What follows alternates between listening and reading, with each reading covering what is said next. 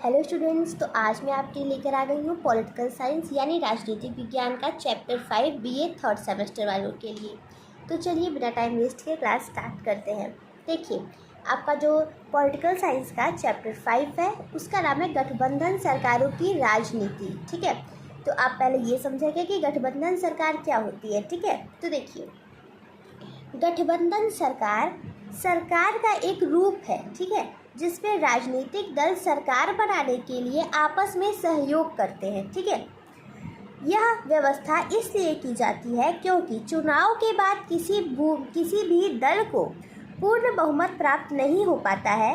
ठीक है, तो आप इतना देखिए, समझ लीजिए कि जो गठबंधन सरकार है ना बेटा, वो सरकार का ही एक रूप है और ये राजनीतिक दल सरकार बनाने के लिए आपस में सहयोग करते हैं। अलग अलग जो पार्टियां होती हैं वो एक होने के लिए सहयोग करती हैं। ठीक है, यह व्यवस्था इसलिए की जाती है क्योंकि जब चुनाव होते हैं तो उसमें किसी एक पार्टी को पूरे के पूरे बहुमत नहीं मिल पाते। ठीक है, इसलिए अलग अलग पार्टियां मिलकर अपना बहुमत जोड़ देती है, जिससे कि बहुमत पूरा हो जाता है और पार्टी बन जाती है। ठीक है, देखिए आगे आ जाइए।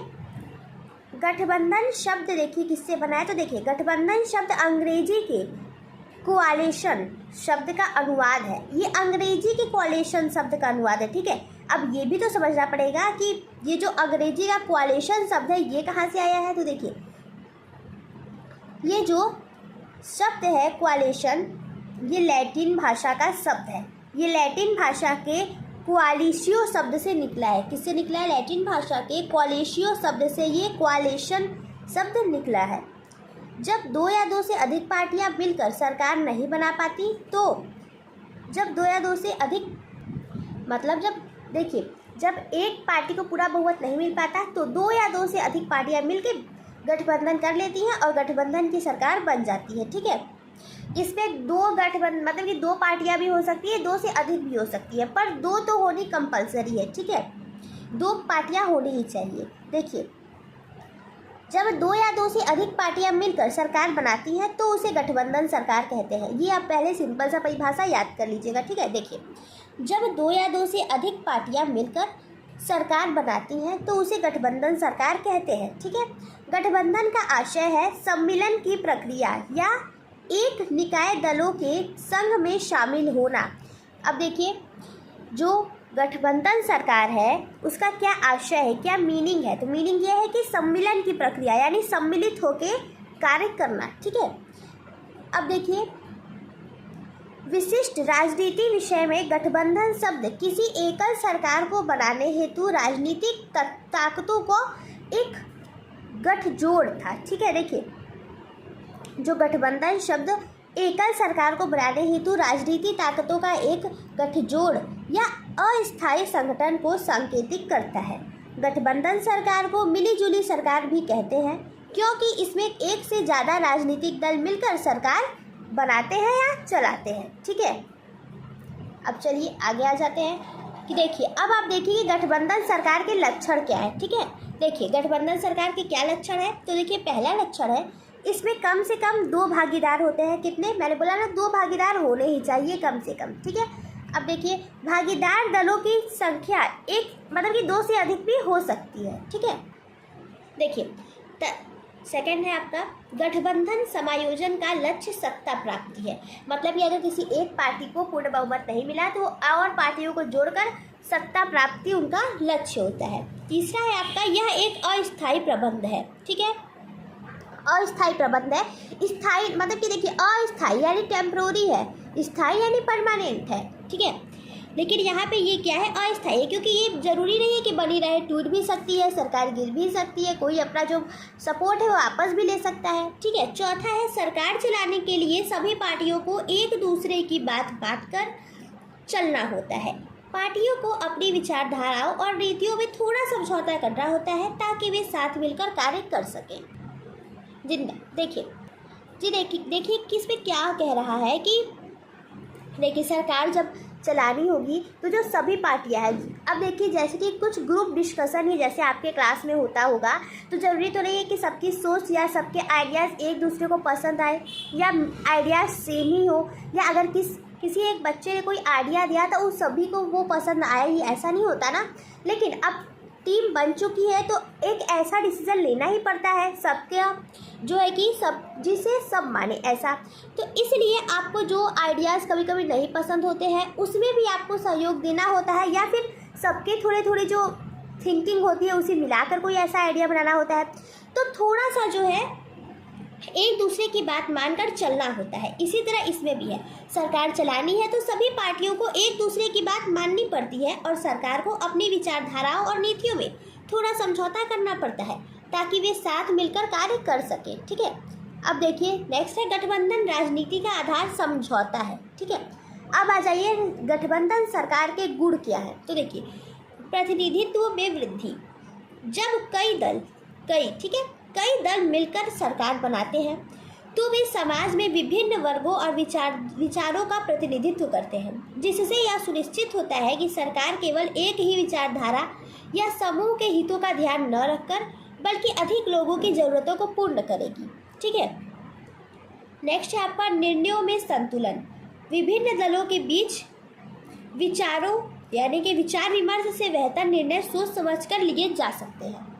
अब देखिए इन दो टॉपिक में हमने क्या पढ़ा कि जब कई दल मिलकर सरकार चलाते हैं तो वे समाज के विभिन्न यानी अलग अलग वर्गों के लिए उनके विचारों का प्रतिनिधित्व करते हैं। ठीक है, कई लोग हैं तो कई विचारों का प्रतिनिधित्व करेंगे, कई वर्गों का प्रतिनिधित्व करेंगे। इससे यह सुनिश्चित होता है कि सरकार केवल एक ही विचारधारा या किसी एक ही समूह के हित का ध्यान नहीं रखेगी बल्कि अधिक से अधिक लोगों की ज़रूरतों को पूर्ण करेगी। ठीक है, अब देखिए निर्णय में संतुलन, देखिए विभिन्न दलों के बीच विचार विमर्श करके, यानी कि ज़्यादा लोग होंगे, हो सकता है कि एक से बढ़ के एक आइडिया अब ज़्यादा लोग हैं तो एक ने कोई विचार दिया तो हो सकता है कि उससे अच्छा मिलता जुलता विचार दूसरा वाला दे दे, यानी ज़्यादा लोग, यानी कहने का ये मतलब है कि ज़्यादा लोग हैं यानी कि विभिन्न दलों के बीच विचार विमर्श करके बेहतर निर्णय सोच समझ के लिया जा सकता है।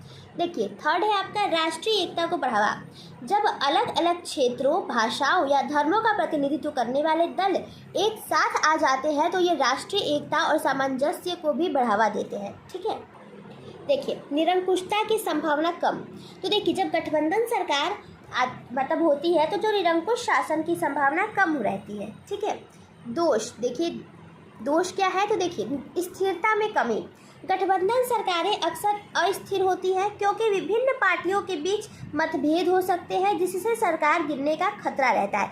कभी कभी वाद विवाद हो जाता है, मतभेद हो जाता है जिससे सरकार गिरने का डर रहता है, तो ये इसके दोष हैं। अब देखिए निर्णय देने में विलम्ब, यानी कि कई पार्टियों की सहमति लेनी होती है, कई पार्टियों को एग्री करना होता है, तो कई पार्टियों की सहमति प्राप्त करने के कारण कई महत्वपूर्ण निर्णय लेने में देरी हो सकती है। ठीक है, नेक्स्ट है देखिए नीतियों में बदलाव, अलग अलग पार्टियों की अलग अलग नीतियां होती हैं जिससे अक्सर नीतियों में बार बार बदलाव हो सकते हैं। ठीक है, अब आ जाते हैं भारत में गठबंधन सरकार का इतिहास।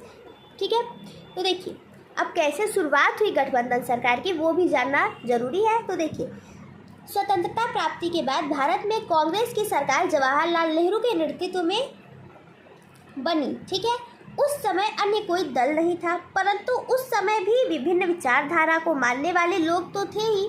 भारत में गठबंधन की सरकार राज्य स्तर पर प्रारंभ हुई। ठीक है, तो देखिए 1953 में आंध्र प्रदेश, उत्तर प्रदेश, बिहार, मध्य प्रदेश आदि राज्यों में मिलीजुली सरकार का निर्माण किया गया। अब मिलीजुली सरकार यानी गठबंधन की सरकार को मिलीजुली सरकार भी कहते हैं। ठीक है, अब देखिए जो प्रथम 3 आम चुनाव हुए थे, देखिए उसमें क्या हुआ था कि कांग्रेस के वे अधिकार वाले चुनाव थे, उनमें मतलब कि जो प्रथम आम चुनाव हुए 3 पहले के, उसमें तो उन्हें बहुमत प्राप्त हुआ, किंतु जब चतुर्थ आम चुनाव हुआ ना बेटा, तो फरवरी 1967 में कांग्रेस को कई राज्यों का बहुमत प्राप्त नहीं हो पाया।